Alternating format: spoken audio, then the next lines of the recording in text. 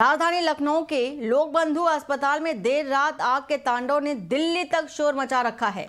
अस्पताल में लगी आग की लपटें जैसे ही फैली तो डिप्टी सीएम ब्रजेश पाठक खुद अस्पताल पहुंच गए और राहत और बचाव कार्य में जुट गए। हालांकि कई घंटों की कड़ी मशक्कत के बाद लोकबंधु अस्पताल में लगी आग पर काबू पा लिया गया और आग लगने के बाद 200 मरीजों को अलग अलग अस्पतालों में शिफ्ट भी करा दिया गया। राजधानी में हुए इस कांड में बुरी खबर यह रही कि इस दौरान ऑक्सीजन सप्लाई रुकने से एक बुजुर्ग मरीज की मौत हो गई। इसके साथ ही और इस पूरे मामले पर अखिलेश यादव ने भी मौजूदा सरकार पर हमला भी बोला है और अस्पताल की व्यवस्थाओं और इंतजामों को लेकर के सवाल भी खड़े किए हैं।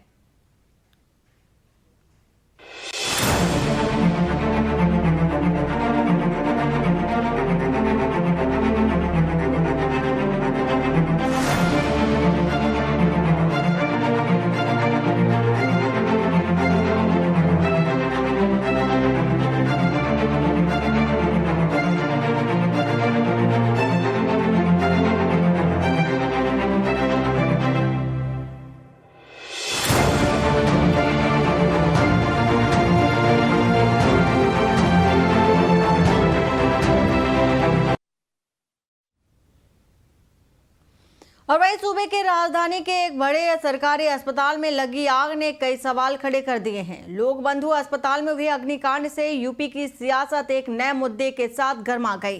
दरअसल घटना के बाद समाजवादी पार्टी मुखिया अखिलेश यादव और उनकी पार्टी के सोशल मीडिया हैंडल से एक के बाद एक कई सवाल सरकार पर दागे गए। अखिलेश ने तो एक्स पर पोस्ट करते हुए सीधे लिख दिया कि ऐसे हालातों में फायर ब्रिगेड के प्रयासों और अन्य राहत कार्यों को सुचारू रूप से चलाने के लिए तथाकथित वीआईपी लोग दूर ही रहें। ये दिखावटी सहानुभूति अच्छी नहीं। अगर इन लोगों ने सही से अपना काम किया होता तो हालात ऐसे न होते।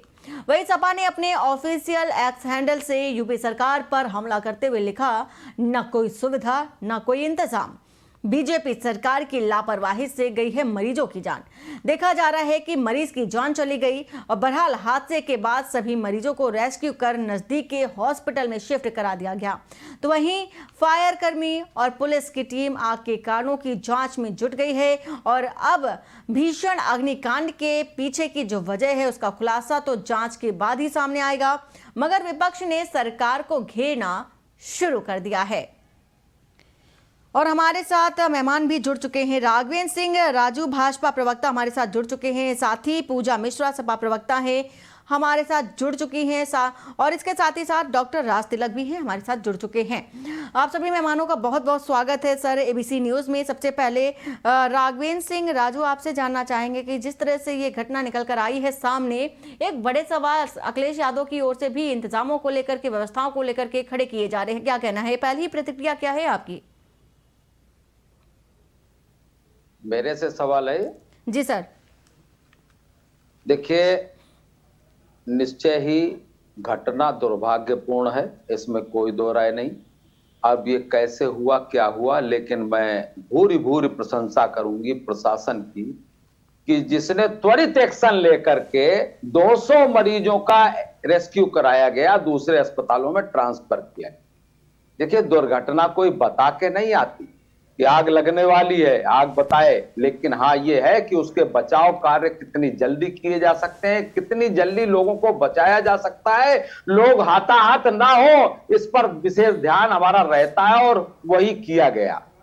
दूसरे अस्पतालों में ट्रांसफर हुए लोग और जो बाकी लोग थे वो सभी सुरक्षित हैं। सुनने में आया है कि एक व्यक्ति, कोई बुजुर्ग व्यक्ति थे, उनकी मृत्यु हो गई है। ऑक्सीजन सप्लाई बंद हो गई थी सर, आप भूरी भूरी प्रशंसा कर रहे हैं, लेकिन ये बड़ा सवाल है कि इतने बड़े अस्पताल में इतनी बड़ी लापरवाही और जैसा कि आरोप भी लगाया जा रहा है कि इंतजामों को लेकर के, व्यवस्थाओं को लेकर के, ऐसे में किस तरह की प्रशंसा सिर्फ इस बात की कि मौके पर ब्रजेश पाठक पहुंचे और जाकर के मरीजों को दूसरे हॉस्पिटल में शिफ्ट कराया? मैं बोलूं? जी बिल्कुल। देखिए, ऐसा है, प्रशंसा इस बात की मैं कर रहा हूं कि वहां पर और भी अगर देर लगती तो और भी लोग हताहत हो सकते थे। मैं ब्रजेश पाठक जी का मैंने नाम नहीं लिया, मैंने नाम लिया कि वहां का शासन और प्रशासन और दम